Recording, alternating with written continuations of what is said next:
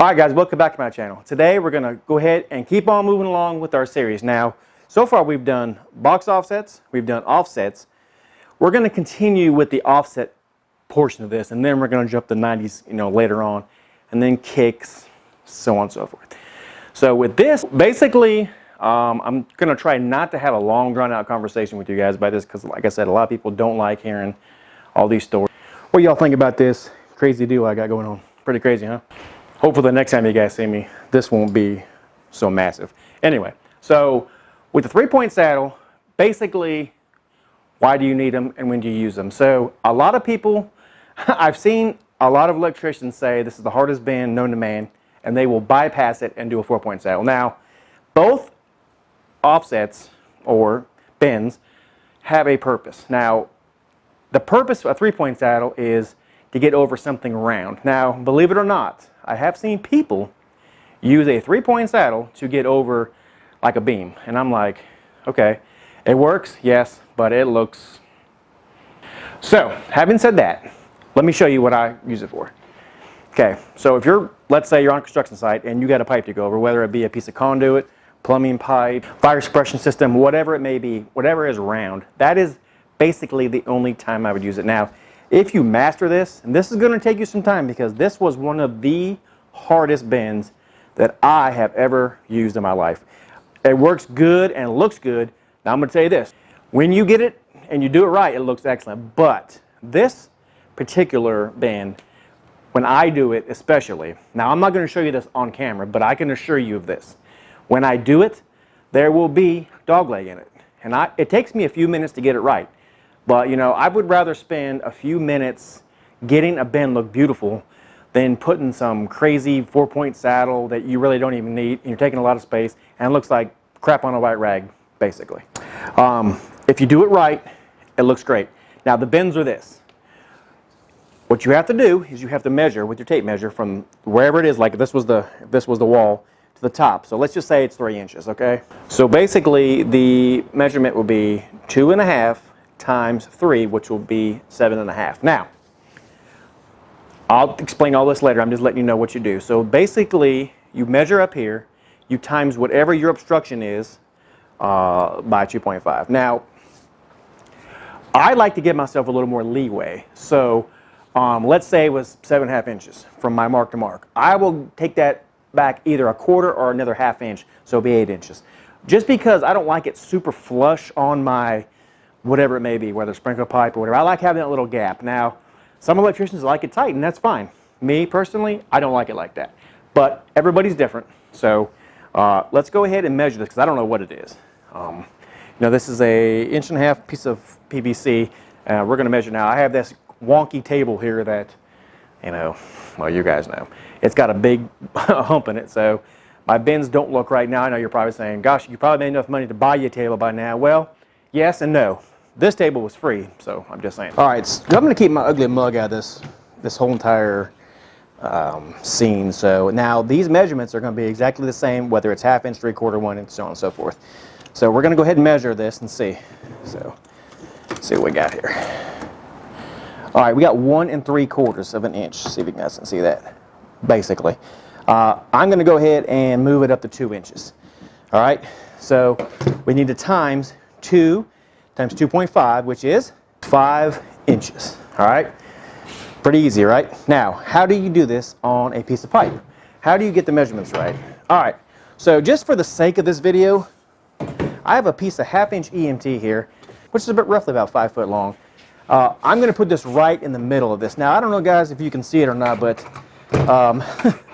this table is pretty bowed, so it's going to be hard for me to show you in here this straight bend. So what I'm going to do, I'm going to bend it in here, and I'm going to take it outside on the straight concrete, and we'll put it over the piece of pipe here to show you. But in the meantime, we're going to go ahead and put the bend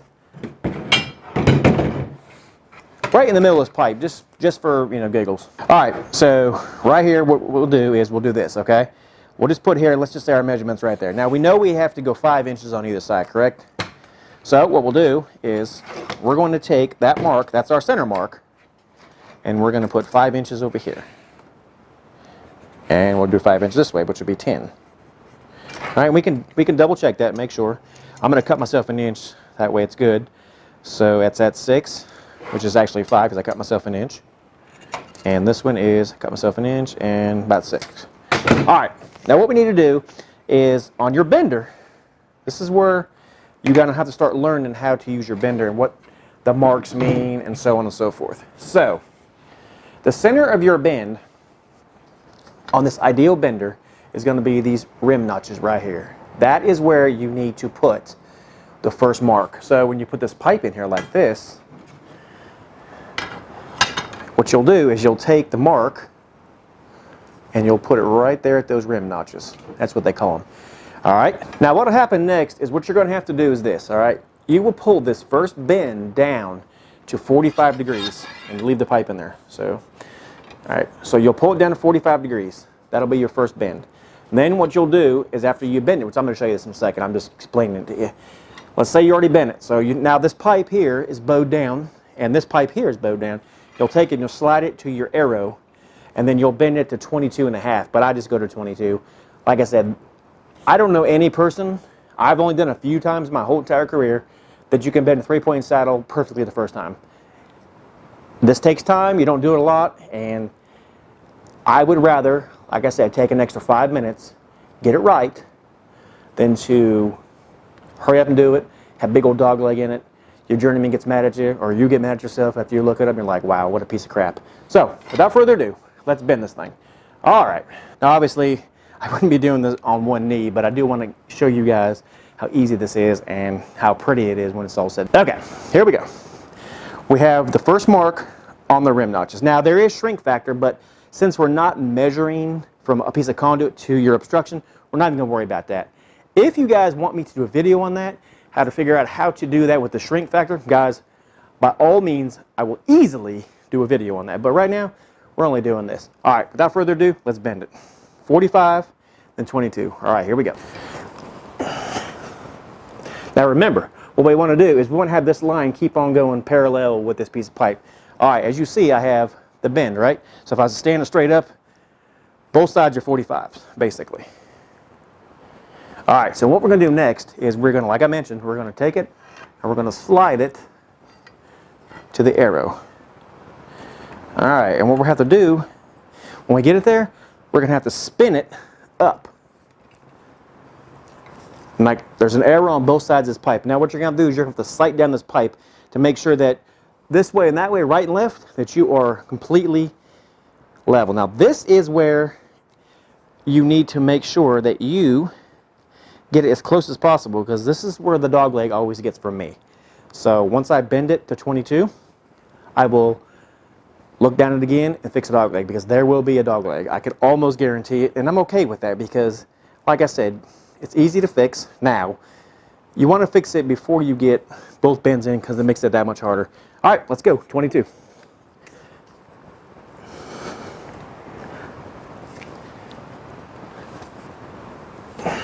All right, it's about 22 right there. Now, I'm going to stand up, I'm going to look down here and make sure that everything is going fairly straight. And just a little, there's just a little dog leg in it. Now, this is the last bend we did, correct? So now you have your 45 and you have your 22. Now what you're going to do is you're going to take the whole entire pipe out. So what we'll do is we'll spin it around and we'll put it right here like so. And remember, there's an arrow on both sides. So sometimes what I'll do, if the mark was on the opposite side right here, I would just spin it around, put it on the mark and then spin it around. But you really don't have to do all that. Now's the time to sight. All right, it looks good. Let's bend it. We're going to go down to 22. Now, I can already tell you, if you look at this, it looks cattywampus. But that's okay, because now's the time to fix it. So what you need to do right now, as you can see, it's going uphill right there. Now, obviously, it's going uphill a little bit more because of this, but I already know it's going uphill because it always does for me. So what you have to do is you have to, it looks like it's going up, so you have to take this bend back or right in the middle, whatever is easiest for you. I would almost prefer you take the bend out of here, because this one over here, this side right here, looks good. So what we'll do is we'll just put it back in there, and it does matter, but it doesn't matter unless you're in the Taj Mahal, then it would really matter. But you can put it really any way you want back in the bender, as long as you get the center of your bend kind of right in the middle of the shoe, because you're not taking out like a whole bunch, you just barely, and a little bit goes a long way. So that's probably, I mean, I barely did anything. Let's see what happens. All right, so we're a little closer. All right, now that looks pretty good. All right, so what I like to do is go to a wall and make sure it looks good, or a flat surface like I mentioned before. And what we'll do is we'll put it up against the wall. It looks pretty good. There's a little bit of gap, but overall it looks damn good. You can sight down here, and there is no, I mean, it looks, I don't know if you can really see in the camera now, but it looks pretty decent. So another way, you can lay it on the ground, on a flat surface, and if it looks, you know, all bent up, obviously it's not right. So let's take this outside real quick, and let's make sure that on the hard ground, this thing will go over top of the obstruction. All right, now that we're out here, let me get my ugly mug back into frame for a second. Let me show you guys. All right, so this will be your obstruction, correct? Let's say it's going like this, and there you go. It looks pretty good. And you can see I've got a little bit of room. Like I said, you want a little bit more would have been okay.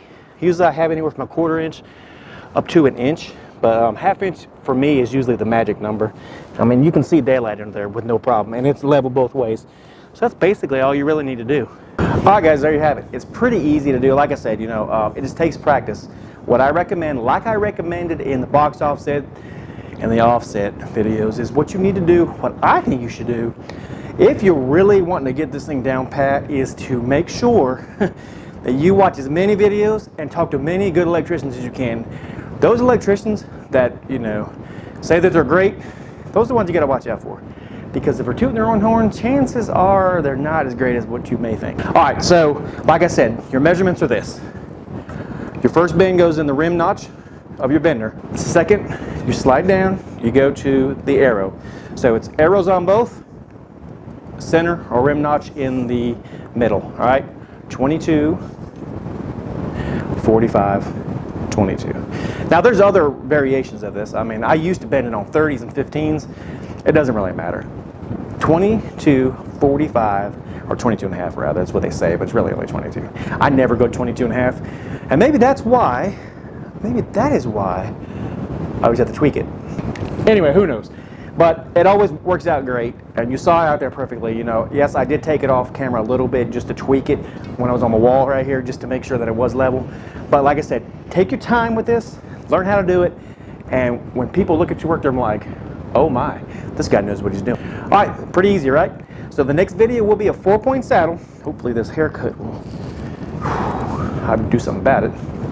After that will be 90s, kicks, you know, and if you have something special that you guys want to see, by all means, please leave me a comment down below.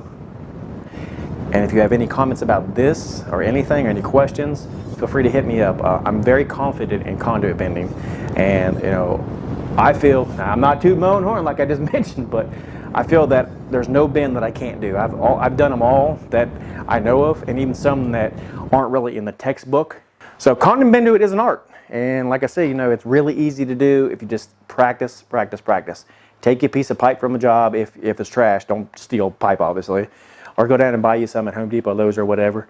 It's very cheap, very easy to practice with it.